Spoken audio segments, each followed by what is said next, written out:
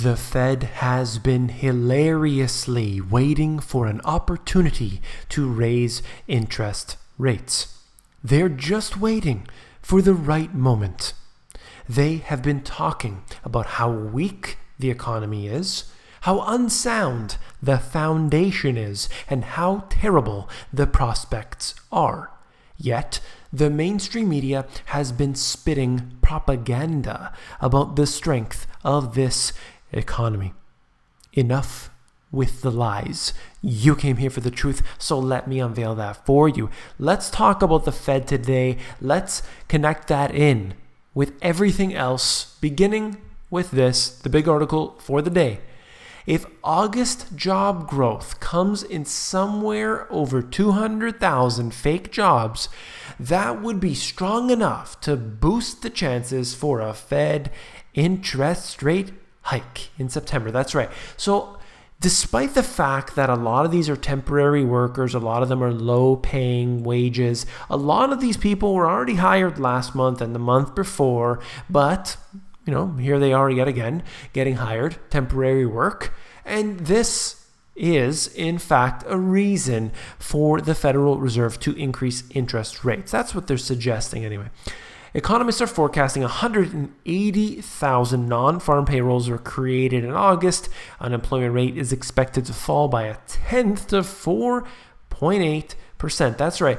When you look at the unemployment rate, it has actually nothing to do with the employment rate, the civilian labor force participation rate. But of course, those numbers don't mean anything because they're not reported. The report follows July's 255,000 jobs and comes with 2 robust months of hiring, remove concerns about especially weak labor market in May. Now, the labor market has been weak not just in May, but the month before that and before that and before that. But when you skew the numbers enough, you can actually make it look quite well. 4.8 seems to be pretty good. In fact, they consider that, quote, full employment. The Fed put spotlight on this one number when officials specifically said last week that September is a possible for a rate hike depending on the data. It goes on. Essentially what they're saying is, look, now is the time to increase interest rates. They can't do it later because it's too close to the elections. They want this to happen now. Why? Because it's been so long since the last interest rate rise.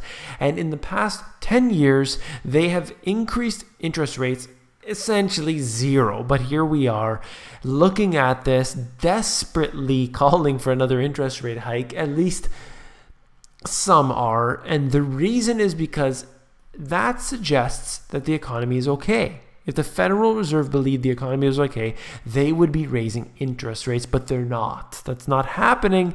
And even just that little bit of an interest rate caused a big spook in the markets. Yes, everything turned out to be okay afterwards, but it signaled to the market how worried they were about such a small, fractional, really insignificant amount. Now, let's go into this next article here as we look at the national debt hitting 19.5 trillion for the first time ever this week. Now, when was the last time the debt went down significantly?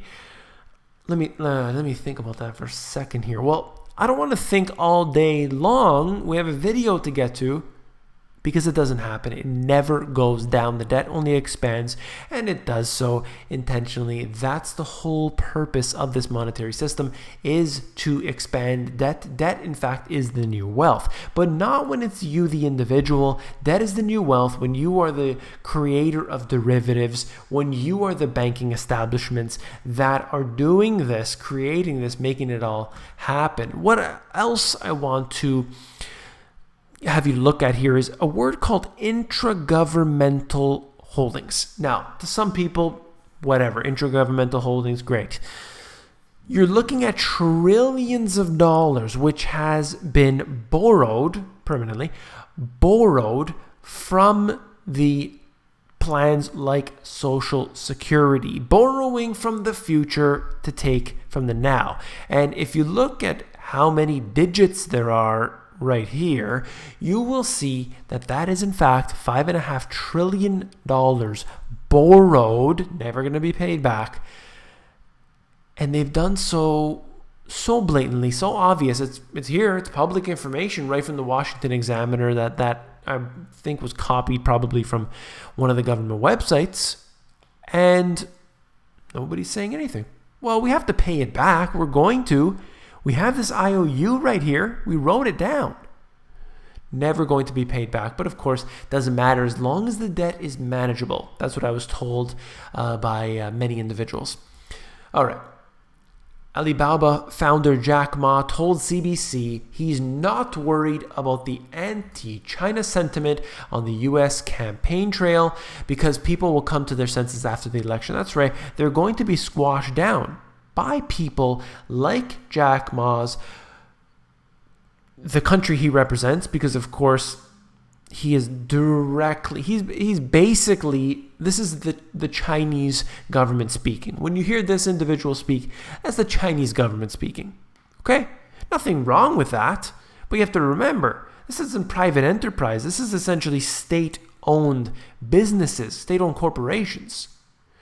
And then you have what he said here. He's 52 years old and basically says, look, there's always this anti-something sentiment. This time it's anti-China, but don't worry, that's all going to fade away. And of course that will fade away. And all it is going to take is essentially all of the mainstream media to be complicit in that. And that's very easy to do because they're all essentially owned by the same corporations, same conglomerates all together into one. This right here is talking about Chicago, one of the most violent places in the world, in fact, and they hit a new record. In fact, Chicago should be, celebrated for this, I guess, because they have a total gun ban, yet there were 90 homicides in August, a total of 472 people shot, 384 separate attacks.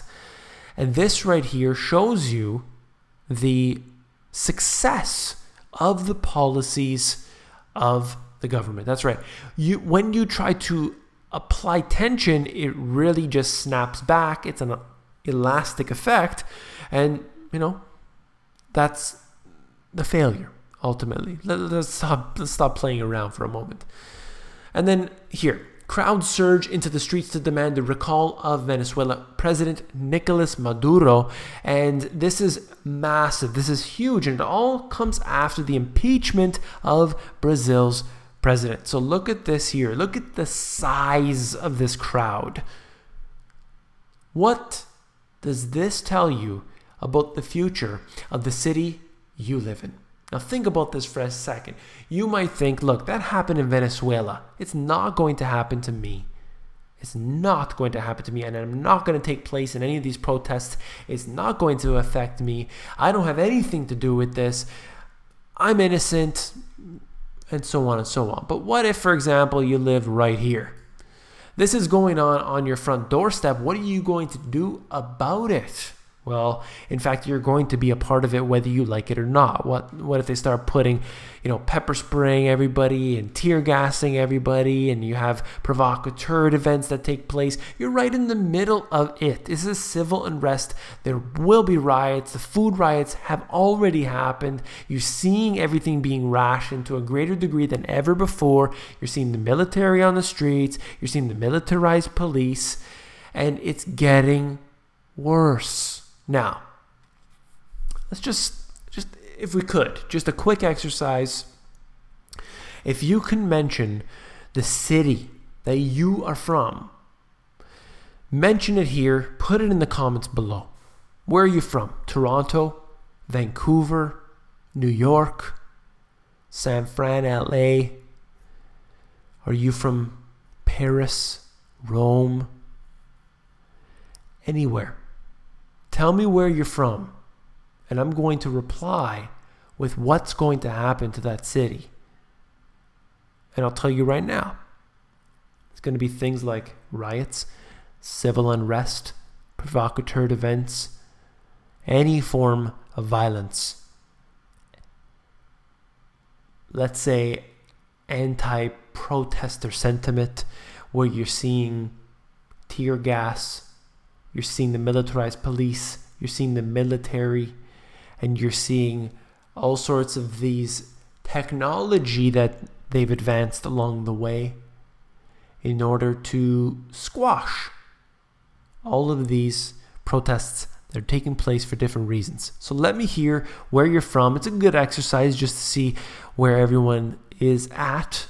I also want to know where you are. I want to know about your cities and what you've seen. Have you had a G20 in your city? And you will see exactly how this all happens very rapidly and how dangerous it becomes. That's all for this video. If you found it informative, please give me a thumbs up. Last but not least, if you found the video informative, I know you will find my book, The Money GPS, even more informative. You can actually look through the book. Just head over to Amazon where they have this look inside feature. It allows you to flip through the pages of the book and see if you like it. Take care.